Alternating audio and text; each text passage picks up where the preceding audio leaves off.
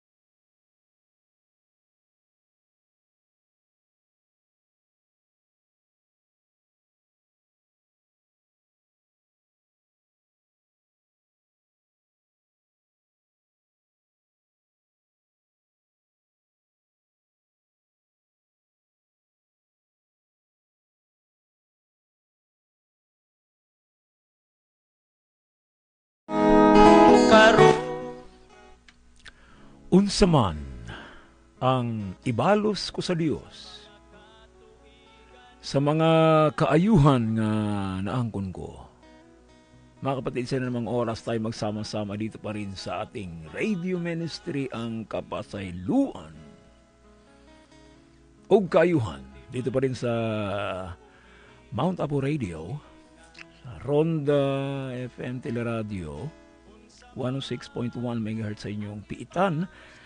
Naway umaasa po kami, lahat po na maabot itong ating radio ministry, na kayo ay nasa mabuting kalagayan. Sa mga kapatid naman namin na may pinagdadaanan po, tandaan po natin, tapat po ang Panginoon kung maging faithful lang po tayo. Sa Hebrews 13:5, no?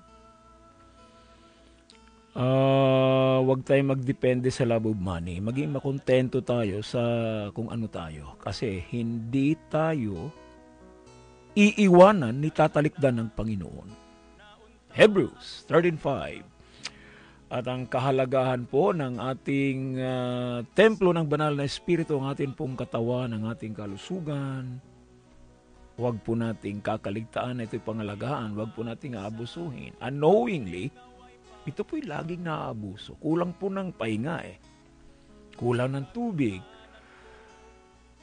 No? Kulang ng mga positive energies. Kulang ng sustansya. Kulang ng sikat ng araw o kaya preskong hangin, pure oxygen sa mga punong kahoy. At ganun din po ang healthy lifestyle. We'll have a payback soon. No? Talagang hindi tayo magsisisi kung meron tayong healthy lifestyle. Yan, gamot po yan ng cancer, yung lifestyle change. Ano po? Shout out din po kay isang youth natin, si Glenny Fe Picasso Membrebe, dyan sa Central Mindanao University. Nag-graduate po siya ng cum laude sa Bachelor of Science in Agriculture, major in Agricultural Extension. Kagagraduate niya lang po. No? Diday, congratulations. Simula yan talaga ng career journey. At tiyak yan, may inihanda ng Panginoon ng trabaho mo. So, appreciate din natin sa kapatid na Naro at baby, Membrebi, sa buong Blessed Gospel Fellowship. Diyan sa Dagumbaan, Maramag, Bukidnon. Ganon din kay King James Tagarda Barsagas. Nagsimula na po ng kanyang medicine. Pambihira talaga. Cum laude yan din bata na ito no? Nakapagtapos talaga siya ng pre-med, Bachelor of Science in Biology. Dalangin namin lagi na ang Panginoon na hindi ka pabayaan sa iyong pag-aaral bilang medical student. King Jim, August 11, 2025, ito po yung monthly assembly meeting ng Kidapawan City Ministerial Fellowship. Mag-aagosto na po, sa Biyernes yun, yung Agosto. Tatapos na naman ang buwan ng Hulyo. At pinaparating natin ang pagbati natin sa ating mga birthday celebrants. July 28, bukas po yan, Lunes, si Angelo Sardoncillo Cambonga. July 30, si Jillian Surita Diaz. 31, si kapatid na Virginia Bibi Riquinton. Happy birthday. At sa August 2, kapatid na Angelina Jessica Panya. Dalangin namin sa iyong mabilis na pag-recuperate mula sa iyong surgery. Manunumbalik ng iyong regular na magandang kalusugan. August 5, yun po ay Huwebes po ng gabi. August 5 ba yun? August 7. Mali pala ito, dapat to August 7. Yun. August 7, ang ating Anger Healing and Management Online Nurturing. Alas 8 po ng gabi, Lahat po ng may sasali, maging interesado rin po rito sa isang online nurturing ng anger healing and management. Doon po tayo sa Noel F.R. Guzman Vlog sa YouTube. Ano po? At siyempre, lagi tayong ini-inspire ng ating partner sa radio ministry, ang Philippines Evangelical Theological Seminary. At ang household of faith natin lately ay may naatipan na, steel truss. Saka roofing, kumpleto na, Balita yan ni Pastor Mario Barsagas. Ano po? So, tayo po'y manalangin, dakilang Diyos. Nothing do we ask from you but the inspiration of your Holy Spirit as you feed us with the spiritual food coming from heaven. Only in the sweetest name of Jesus our Lord. Amen. Sige po, babasahin ko po ang pagbabatayan ng tinapay ng buhay. Dito po sa sulat ni Pablo sa mga taga-Roma, Kabanata 7, talatang 15 at 20. Sapagkat ang ginagawa ko'y hindi ko nalalaman, sabi ni Pablo, sapagkat ang hindi ko nais, ang ginagawa ko. Ba't ganun? Subalit ang kinapupuutan ko, yun ang ginagawa ko. Sinful nature, Verse 20, subalit kung hindi ko nais ang siya kung ginagawa, ay hindi na ako ang gumagawa nito, kundi ang kasalanang nananatili sa akin. Sabi ko na nga ba. So bago po tayo sa mensahe, ating pakinggan po si Antoinette Grace Umpad. Napakagandang awit ito. The Master's Voice. The Master's Voice. Pakinggan natin si Antoinette Grace Umpad.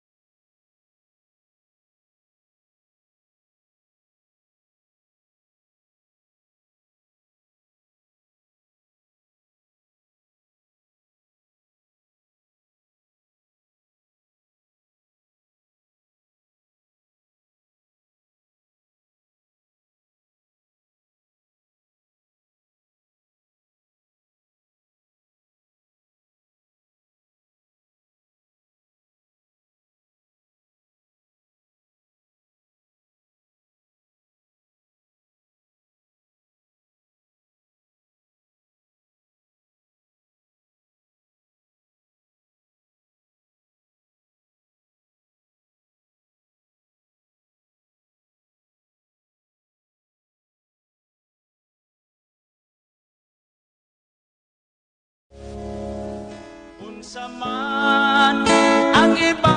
Thank you, Antoinette Grace. Ang ganda ng mensahe, no? The Master's Voice, ano? Pag narinig mo lang daw ang boses ng ating Panginoong Jesus, the wisdom, no? Yung talagang mamesmerize ka, na merong peace, merong love ang kanyang boses. Pag siya nagturo, the greatest teacher ever stepped and walked in the face of the planet, no? Ang Master's Voice, siya talaga yung nagturo sa atin ang ikabubuti ng sangkatauhan. Mga kapatid, ang pamagat po ng mensahe natin sa araw na ito ay righteous and sinner at the same time. Righteous and sinner at the same time.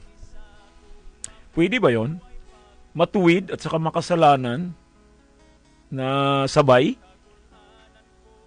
Paradoxical yun eh. Para sa mo, oxymoron. Oxymoron yung para bang ang pinagsama mo ang lamig at init.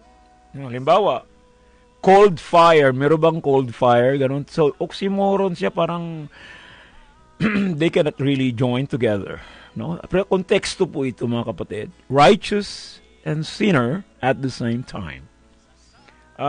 Bagamat ito ay conflicting, pero merong konteksto po. Turo po ito ni Martin Luther nung nagsimula na ang Reformation ng simbahan. Ginamit niya to sa wikang Latin. Semol, dito nang galing yung semol justus et peccator. No? Simultaneous, meaning at the same time. We are both righteous and sinner. So, nung tayo napatawad, yung tayo'y na bago ng Diyos, tayo'y justified, declared tayo as forgiven and righteous. On the other hand, papatuloy tayo as long as we live, hindi po tayo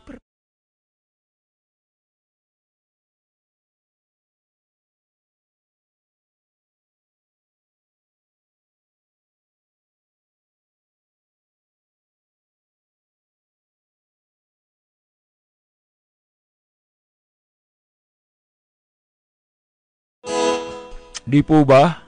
Habang tayo nabubuhay, hindi naman tayo perfecto eh. Though ginastify tayo, declared tayo as forgiven and righteous sa Panginoon. Kasi siya lang talaga yung makadeclare nun. Hindi tayo. And in the same context, patuloy tayong nabubuhay na hindi po tayo perfecto. Kasi nung magsabi, wala namang perfecto rito sa mundo. Di po ba? Diyos lamang, God alone, is perfect. But we strive to be like Jesus Christ. We strive. Yun pong goal natin. No? Mga kapatid, merong ongoing struggle talaga sa atin ito eh. As long as we live, no? Maraming Kristiyano ang nahuhulog sa grasya ng ating Panginoon dahil natatalo. Alam mo, pag ikaw ay declared forgiven, declared righteous na po tayo. Fighter na po tayo. Hindi tayo pwedeng matatalo na lang ng tukso ng kasalanan. Fighter po tayo. At the moment na tayo nagkasala, ang distinction po ng isang taong forgiven and righteous, madali na po lang tayo mag-guilty. Kung tayo nagkasala. Meron ng remorse sa ating buhay, and that would induce us to ask for forgiveness. Repentance has become a way of life. Hindi na yung may mga tao na yung old life natin, pag tayo nagkasala, parang natutuwa pa tayo pag nakapasakit tayo ng kapwa, di ba? Tuwan-tuwa tayo, wala man lang guilt feeling. Kaya repentance is not our way of life before. So ngayon, mga kapatid, this ongoing struggle makes us really on the side of God because we fight. We fight a good fight. Pero hindi natin masabi na lagi tayong nananalo. Meron tao tayo eh. Habang tayo nabubuhay. No? Pag sinabi natin na righteous lang tayo, para na rin sinabi natin, we are good all the time. Hindi po tayo we are good all the time. Only God is good all the time. Hindi po tayo perpekto. Sino na pagsasabi na perpekto ang kahit Santo Papa, kahit obispo, kahit pare o pastor, ordinado, mga relihiyon.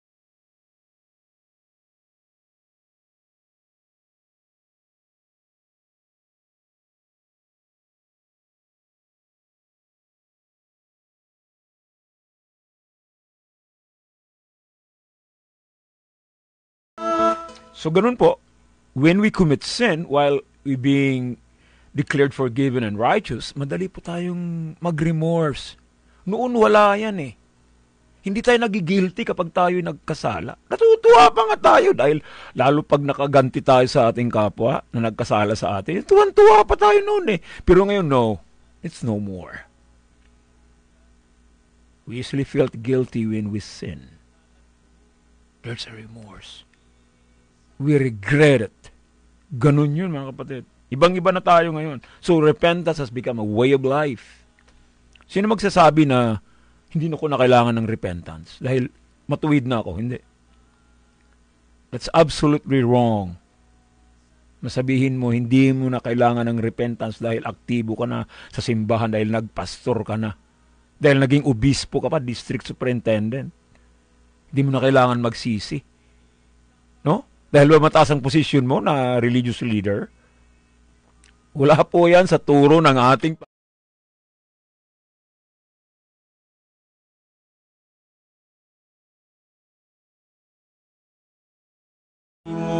alam niyo,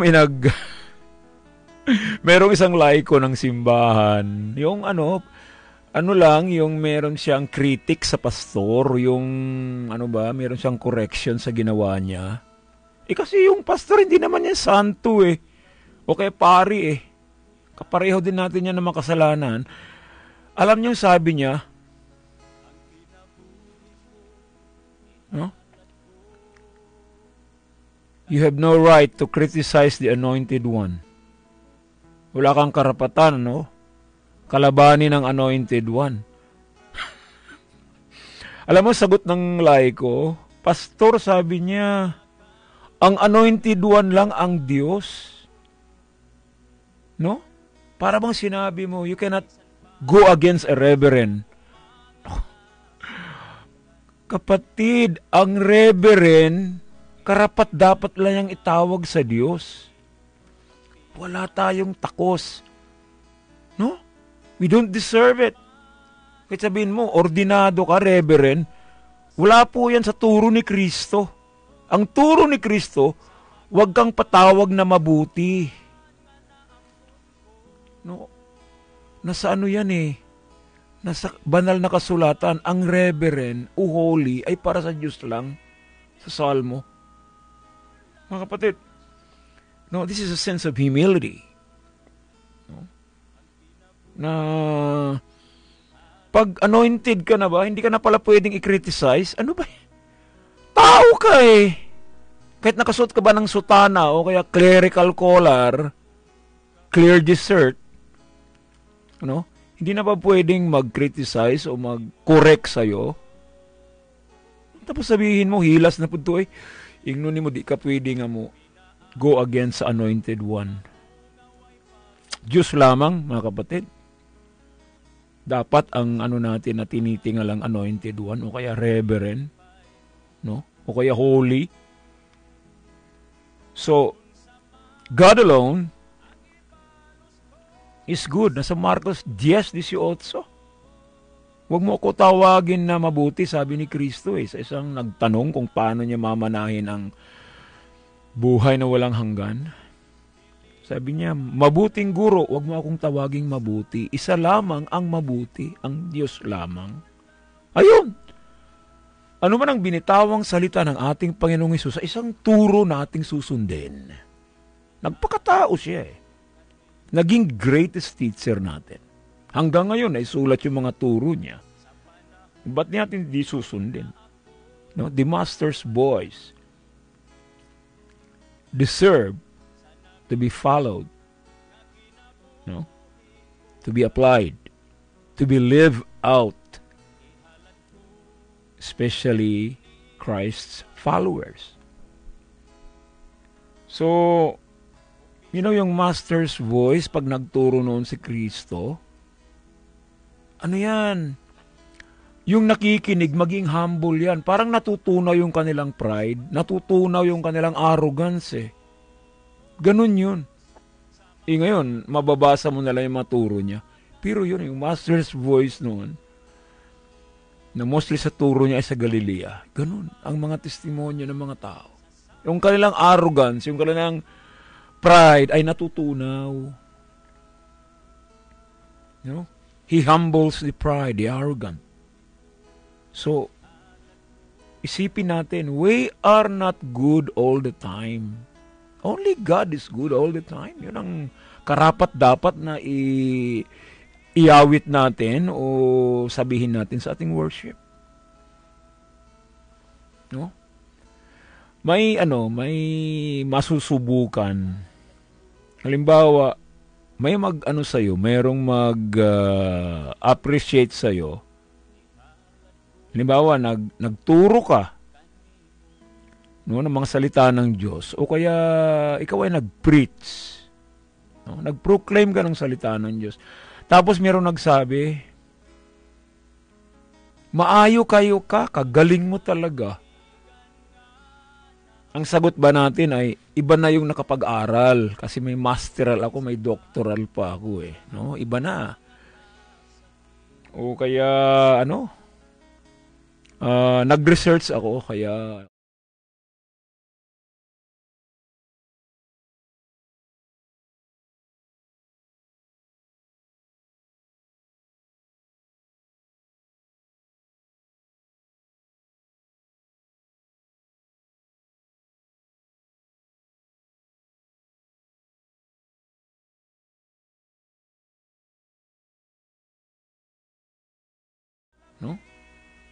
Bintulong ako ng Diyos. I am just a germ before God. Kagaw lang ko, atubangan sa Ginoo. No? Ang nagbigay sa akin ng kagalingan na yon, hindi sa akin yon, ang Diyos. Siya ang magaling. Nag-anang naunta ako kahulog, apan gisapnay mo ako, o Ginoo.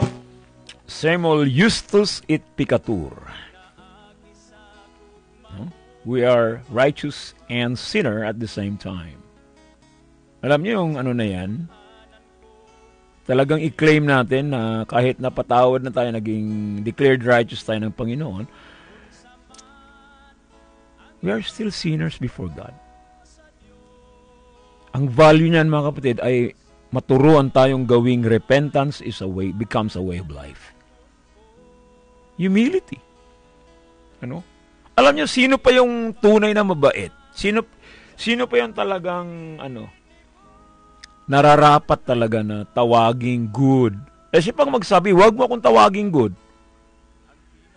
Iyon pang mga, mga arrogant, mga proud sila yung mga na magsabi, tawagin mo akong reverend, tawagin mo akong anointed one. No? Tawagin mo akong banal. Mark 10:18, huwag mo akong tawaging mabuti, sabi ng ating Panginoong Hesukristo. God alone is good all the time. So ito yung mga yung timailhan, sabi ng Bisaya mga palatandaan. Kung isang tao'y forgiven at declared righteous, ito yun.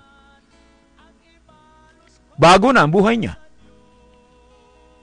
Kalaban niya na talaga yung luma niyang buhay noon na madali siyang matukso, dali nagkakasala, nanakit ng kapwa, sa salita, isip, sa gawa, ganun. So, nabago na siya. Binago siya ng Panginoon We can't renew ourselves. It's only God who can renew us. Because we cast our cares to God, because He cared for us. We need to be honest before God. Pangalawa, yung mapaubsan nun. Talagang siya, mapagpakumbaba ang isang forgiven. Yung isang declared righteous. Papagpakumbaba siya. Hindi niya nga aminin na perfecto siya eh. Hindi niya nga aminin na good siya eh. Diba? I-declare niya talaga, only God is good all the time. So, I always ask for forgiveness. Sinadya ko man o hindi yung mistake na yun, maghingi talaga ako ng kapatawaran sa Diyos. No? So, nasa Philippians chapter 2 ito eh, verse 3, na isang binago ng Diyos, isang napatawad, isang declared righteous, ang tingin niya sa iba mas magaling, hindi siya ang magaling. Regard others better than yourself, sabi sa Philippians 2:3. Sabing challenge, Ganon ang karakter ng isang forgiven, ng isang declared righteous. Tapos kung i-appreciate mo siya, tabihin niya talaga, dahil sa Diyos, hindi sa aking ability.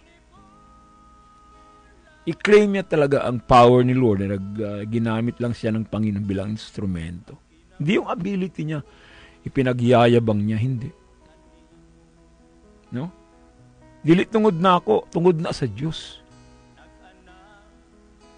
And then, isang palatandaan pa, hindi niya talaga aminin na siya, banal. Na mas banal siya sa iba. No. Ganun po sana tayo mga kapatid. If we are righteous and sinner at the same time, we should feel that we are not holier than thou. Na mas banal tayo. Hindi po.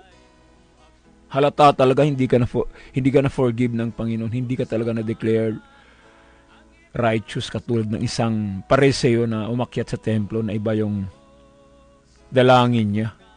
Pagpapuri sa sarili niya. At nakakita ng makasalanan na yun. Kinondemn niya pa yung makasalanan. Makasalanan din siya. And that Pharisee missed the boat, the important boat. Yung confession. Sa ating mga dalangin, mga kapatid, hindi natin wawalain ang confession, ang repentance. At itong mga forgiven, declared righteous, ito yung mga tinuturo rin nila na ang Diyos ang nagliligtas, hindi yung relihiyon. Hindi yung ating simbahan. Means lang yan eh. Hindi an ends. Yung ends talaga ang Diyos. So it's our relationship to God. It's not our religion that saves us. So, ang actual statement talaga ni Martin Luther dito sa Semul Justus et Peccator, righteous and sinner at the same time. Ito yung sinabi niya sa Luther's Works, volume 26, page 232 sa Luther's Works. Diyan yan sa library. Sulat to 1535, 16th century. Sabi niya, thus, or therefore, a Christian is righteous and a sinner at the same time. Holy and profane. An enemy of God and a child.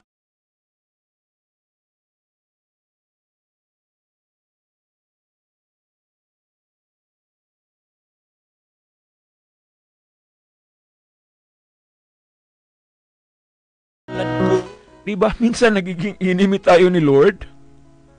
Hindi nga tayo perfecto eh. Tapos sabihin natin na, no, I'm going straight. No, you're not good all the time. Only God is good all the time. Kapatid, yan ang bad news eh. Na hindi natin matanggap-tanggap. Na ang tingin natin sa sarili, mas matuwid kaysa iba.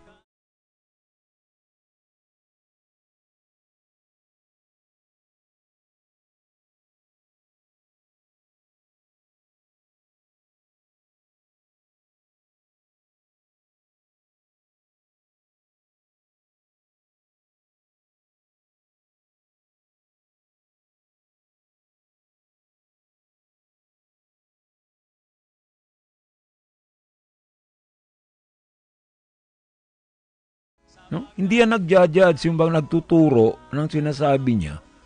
kayo na mga hindi nagsisimba, hindi kayo maliligtas. Kayo na mga drunkard, kayo na mga drug addict, kayo, papunta kayo sa impyerno. Hindi ganon, mga kapatid, ng isang forgiven.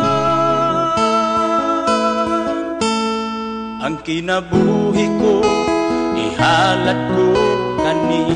Kasi alam nyo kung bakit, ang sabi nga ng ating Panginoon no?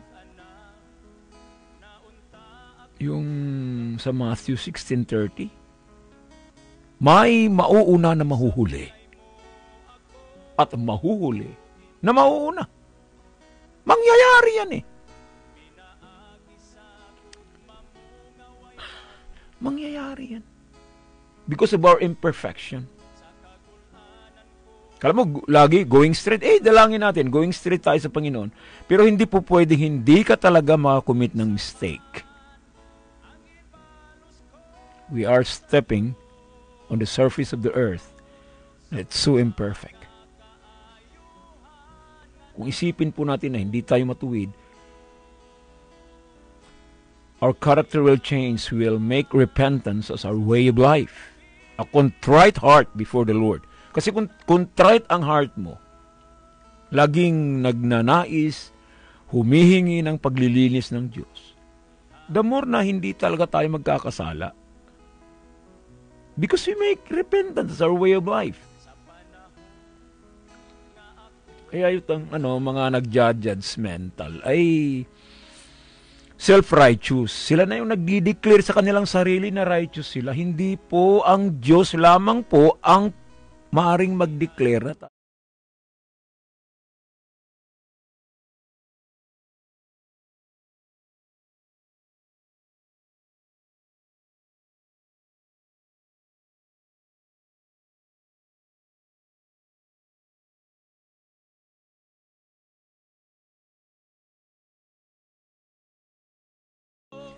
mga kapatid, sa bandang huli, ulitin nga natin yung pangalawang punto natin last Sunday.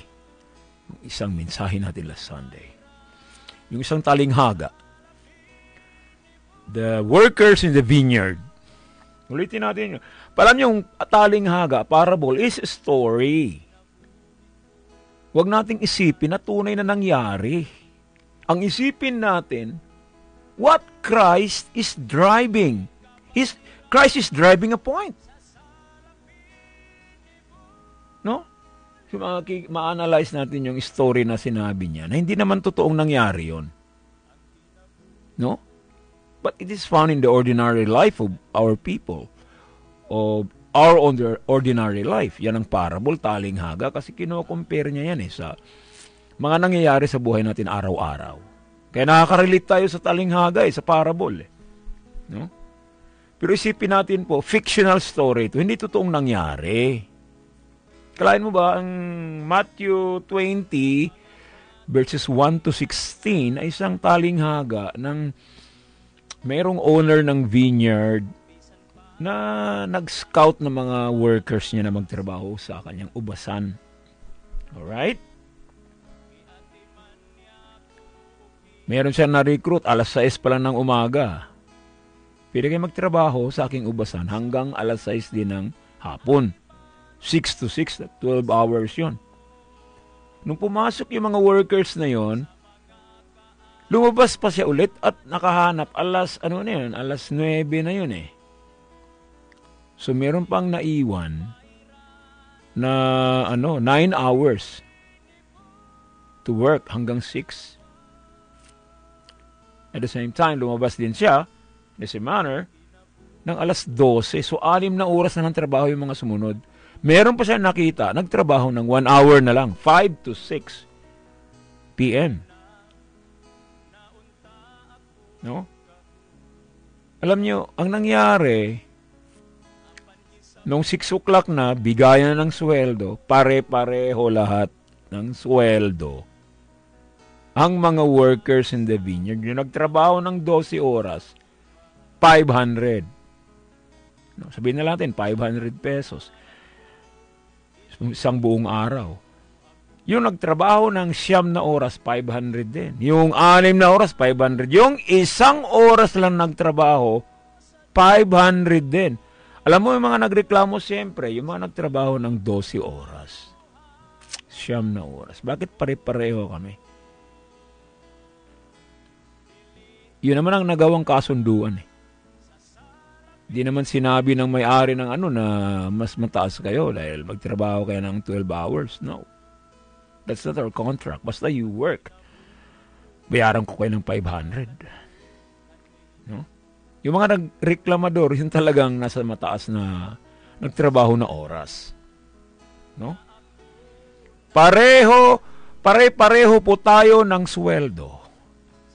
Sa buhay natin, ibig sabihin ng Diyos, pare-pareho tayong makasalanan sa harap ng Diyos. Mas marami tayong nagawang mabuti o mas kukunting nagawang mabuti, pare-pareho pa rin tayo sa harap ng Panginoon. Bisan pang mga butang nga naangkon ko, unsa man ang ibalos ko sa Diyos. Alam mo, sa buhay natin ngayon, yung mga kumpleto talaga, yung full-time, 12 oras sila nagtrabaho, yun yung mga taong nagsisimba. Sali dyan, mga obispo, mga district superintendent. Pare, buhos yan, trabaho yan.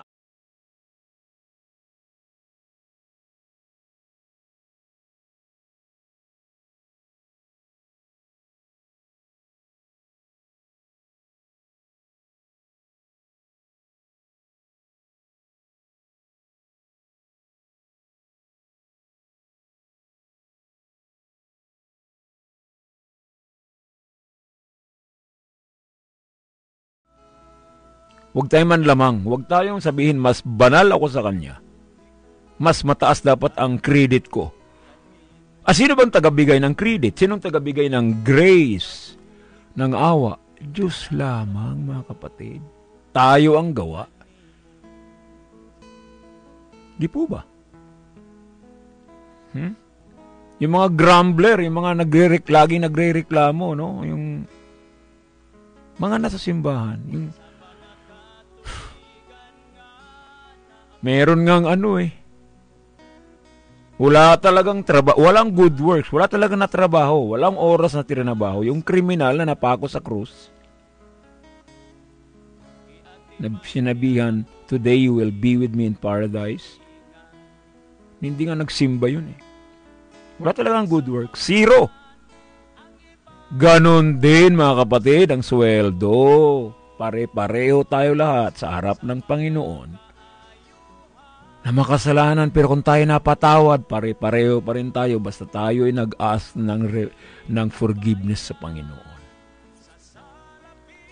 No? Yung mga kasisimula, the last will be the first.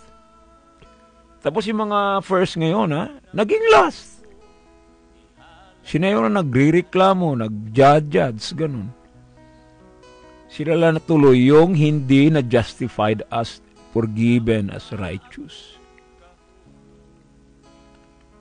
Dahil wala na sila sa turo ni Kristo. Hindi na sila mapagpakumbaba. Reklamador na lang.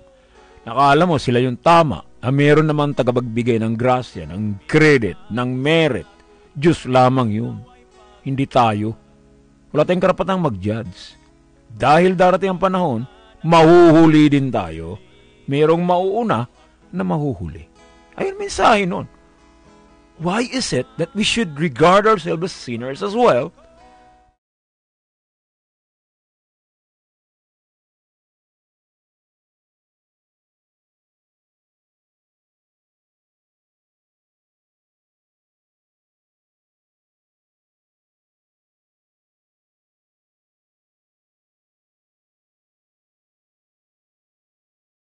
And who would say, I don't need to repent. I can remember I haven't committed any mistake. Sino magsasabi nun? Wala po tayong karapatan magsabi nun. Hindi maganda sabihin natin, I don't need to repent. Ligtas na ako. I don't need to repent. Wala akong maisip na kasalanan ang ginawa ko. Mga kapatid, God is generous. We should be honest before God. Hindi po yan totoo. Sa actual experience. No? Kahit pa ikaw pinakamabait na pastor, ikaw pinakamabait na pari, nagkakamali ka pa rin. Unknowingly, nakakasakit ka rin. Walang tao pang perpekto na nabuhay. God alone is perfect. All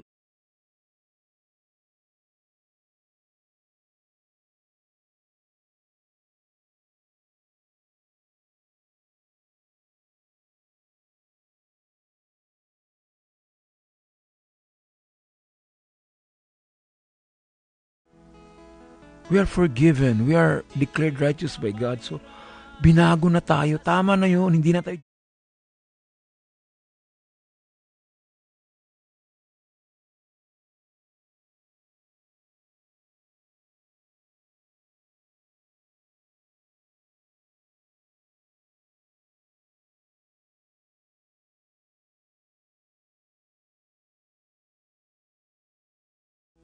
No? Diyos lamang ang makapag-judge sa atin.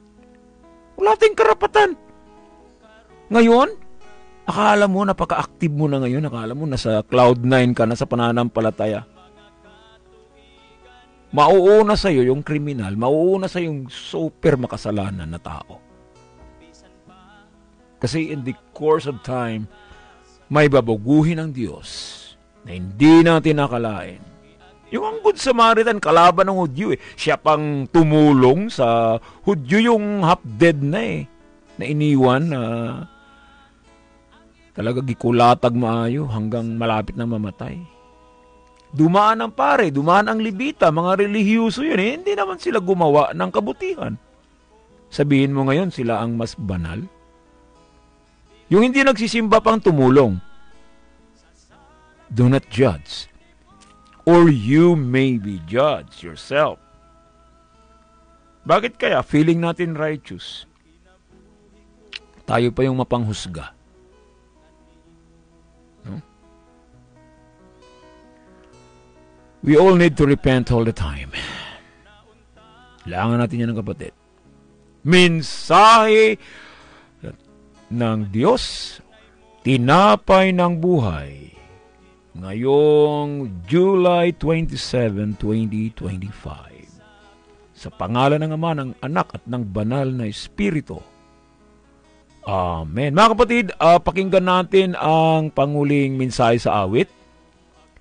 Trust in you. Wala kang ibang pagkatiwalaan at pagbigay mo ng inyong trust sa Diyos lang talaga. Babalik si Antoinette Grace Umpad kasama si Rito, si Yui Valdihuesa sa awit Trust in You.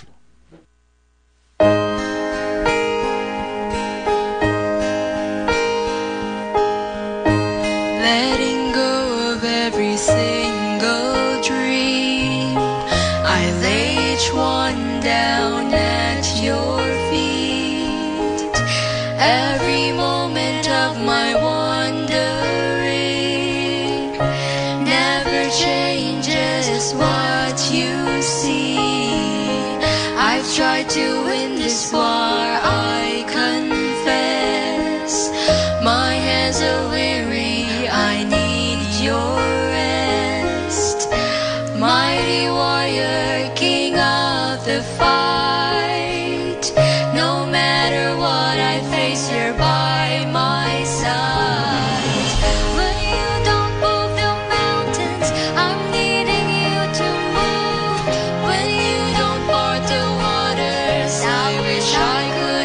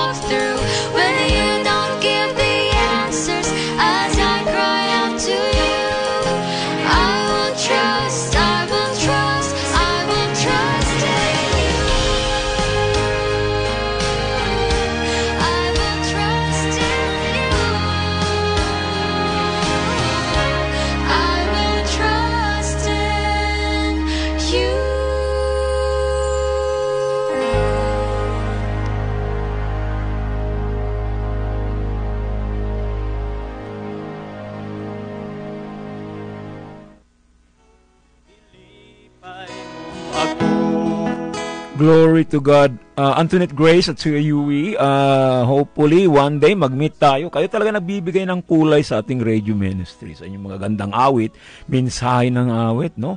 Gaganda ng mga boses ninyo, nakaka-bless talaga, no? Nakakapagbigay ng hope, nakapagbibigay ng strength sa gitna ng daming discouragements, disappointments sa buhay. At yung mga nangangailangan talagang tulong ng Panginoon, no? Lalo na yung may mga karamdaman, lalo yung mga talaga grabing karamdaman. Mga kapatid, isa talaga nakakabigay sa atin ng complete healing, lifestyle change. Di po ba? Yun talaga ang hindi tayo pwedeng mag-isa lang riyan. Kasama natin ang Diyos. Yung lifestyle change.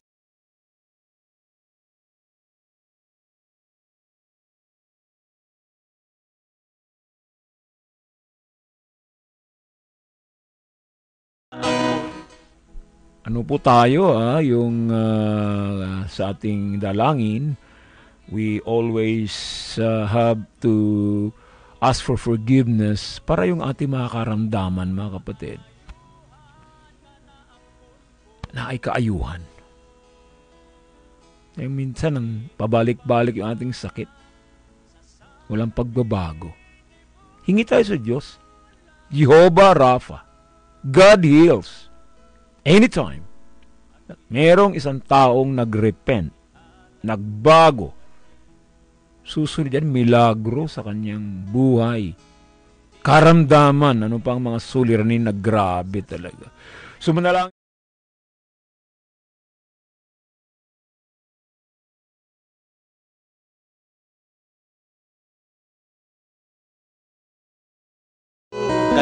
Panginoon Diyos, maraming salamat po. Ikaw ay nakipag-usap sa amin sa pamagitan po ng iyong mga salita sa banal na kasulatan. Naramdaman namin ang pagpasok mo sa aming buhay, sa aming dibdib, isip, spirit, buong buhay, Panginoon. The Master's voice had overwhelmed our whole being. Lord, we ask for your forgiveness. Patawarin niyo po kami, Panginoon. Baguhin niyo kami, O Diyos, upang sa kapasayloan meron pong mangyayari na kaayuhan, Panginoon. In the name of Jesus of Nazareth, we rebuke any spirit of illness. Magsimula sa tuktok ng ulo hanggang sa lampakan, Panginoon. Any spirit of illness, we rebuke in the name of Jesus of Nazareth, our greatest healer. Panginoon, magmilagro po kayo sa aming mga kapatid. Sa lahat po ng naabot nitong radio ministry ng kapasayloan o kaayuhan. Maramdaman ng bawat sa kanilang mga struggle, Panginoon, sa kanilang mga karamdaman. Kami po ay nagdedepend po sa inyo. We rebuke any spirit of illness in the name of Jesus of Nazareth. Salamat sa kapatawaran, Panginoon, sa paglilinis mo sa aming buhay sa pamamagitan po ng iyong mga salita. Patuloy po kami, Panginoon, na maging mapagpakumbaba sa harapan ninyo. Because we are both righteous and sinner at the same time. Ito po ang aming dalangin sa pangalan ng Ama, ng Anak, at ng Banal na Espiritu. Amen. Ayuhan nga na ang Mga kapatid, muli ay tayo na namamaalam. Magsama-sama na tayo ulit sa sunod na linggo. Yan na ay August 3. So, pagpalain nawa kayo ng Panginoon.